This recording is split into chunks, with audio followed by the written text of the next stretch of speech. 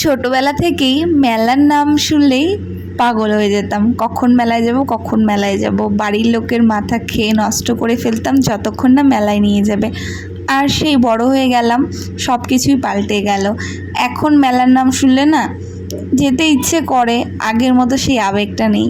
এই একটু যাই, আধ ঘন্টা ঘুরে চলে আসি। আর আগে তো মনে হয় 4-5 ঘন্টা মেলাতে হাঁটলেও আমরা ক্লান্ত হয়ে যেতাম না ছোটোবেলায়। আর এখন আধ ঘন্টা থাকলে আর ভালো লাগে না। সত্যি মানুষ মানে যত বড় হয় জীবন তত পরিবর্তন হয়। তো আমরাও গেছিলাম আজকে একটা মেলাতে, আমাদের এখানে সেরম ভিড় ছিল না, কারণ আজকে ফার্স্ট ডে ছিল।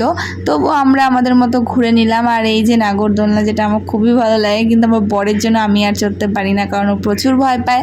আর ওপর থেকেও কাগজ ছুঁড়াছুড়ি করছিল বাচ্চাগুলো।